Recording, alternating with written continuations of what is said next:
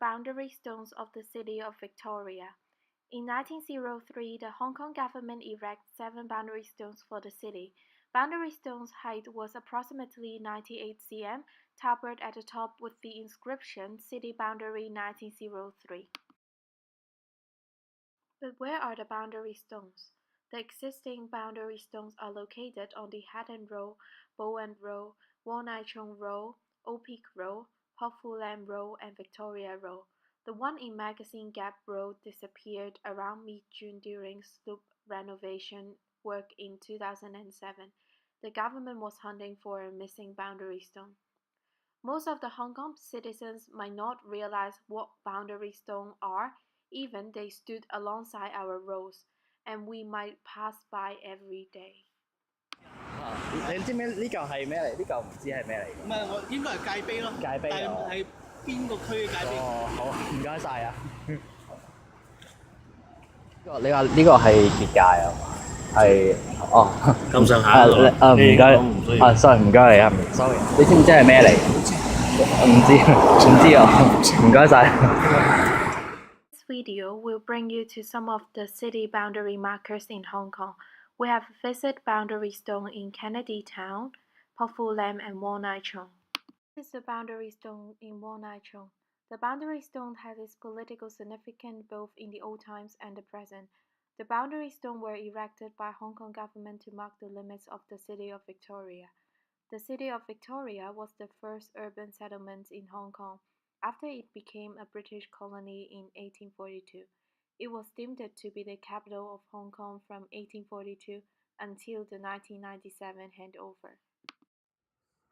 It was a prominent location in the past but also in the present, as almost all government departments still have their head office located within its limit.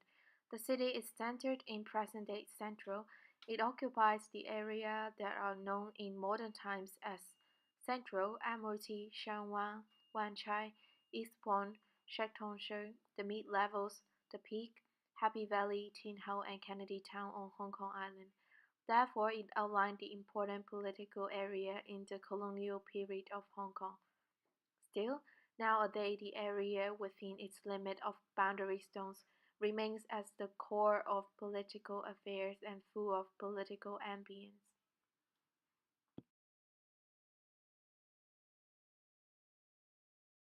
So now we are going to bring you to another boundary stone, which is in Pok Fu Lam.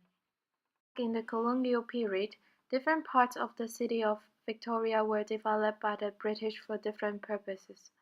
Area on the eastern side of Aberley Road were reserved by colonial government for military purpose. While the hills on the western side were allocated for government headquarters and offices. Central and Shanwang were mainly developed as local residents. The administration power of the British was centered in the city of Victoria.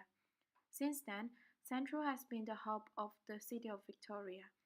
Missionaries from British came to Hong Kong and gradually established religious organizations like churches, schools in the central and western district. In addition, traders from the mainland also set up many different Chinese business organizations in the core of the city. During the Japanese occupation, the Japanese military also chose to occupy Central as the headquarters. The headquarters of the Hong Kong and Shanghai Banking Corporation Limited was one of the locations of that. There is another boundary stone in Kennedy Town. Apart from its political significance and importance, boundary stone also exert a social and cultural influence, although they might seem irrelevant to our everyday lives. One of the major aims of boundary stone at that time was to identify living areas between British and Chinese. Some of the living areas outside the boundary stones were forbidden for Chinese. Near the living areas of Chinese, there were mortuary, incineration plant, and slaughterhouses. Therefore, boundary stones acted as an intangible division. Since the city boundary is clearly defined in the ordinance, these stones therefore have no legal significance except as physical markers and now have as historical value and the government failed to recognize this significant city period, which has historical, and the stones are now identified by AMO as government as historical sites in 2010. The city of Victoria is linked to the economic development of Hong Kong. Since the British settlement, Central has been the center of administrative and economic activities in the territory. The main economic activities of Hong Kong, besides fishing, are centered in the city of Victoria. Trading is the most important business of the colony, with its reputation as a free port and its awaited harbour facilities. It is a main port of South China Sea. As a trading port city, the harbour was important to his life. However, as the city continued to grow, there is a problem of length of land. The government therefore decided to create more land by filling in the coastal waters of the harbour. After a number of large-scale reclamation, almost no natural coastal lines remains today. Central remains as the core financial and commercial center of Hong Kong. When Central was developed as the commercial center, Shenwan, which is located next to it, is developed as a secondary trade center, selling daily necessities and dried seafood. There were as well residential areas, warehouse, wet market, and hospitals.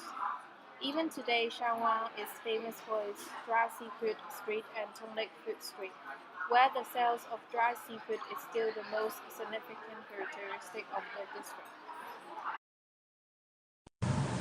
Further away from the center, at the northwest of the town, where the Kennedy town is located, is the margin of the city.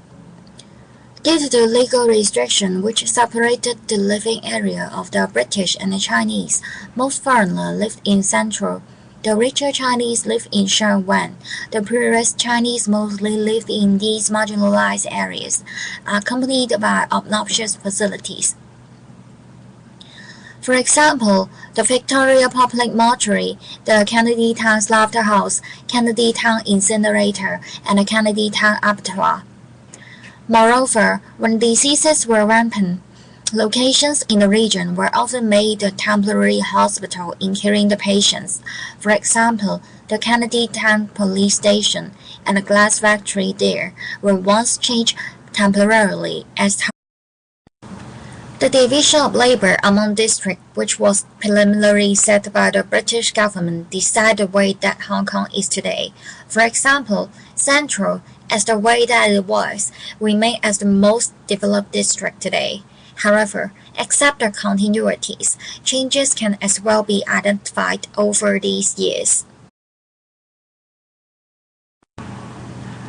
For example, the development of the northwest region in the city, where a lot of obnoxious facilities were found, has most of the unpleasant infrastructure been closed and even removed.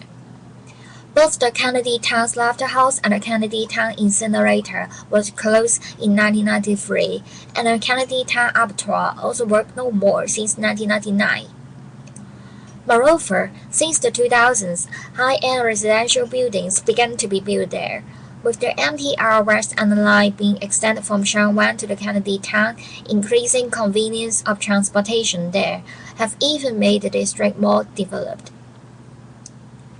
However, it was reported that since then, the shop rents rose sharply and small shops were forced to close. Therefore, whether this kind of development is good for Hong Kong is yet to be known and can be the research topic for another project. Nevertheless, there's one thing for sure. The establishment of the city of Victoria has laid the foundation for Hong Kong's development. Though the few markers have lost all the meaning in setting the city boundaries now, they witness the change of history in Hong Kong.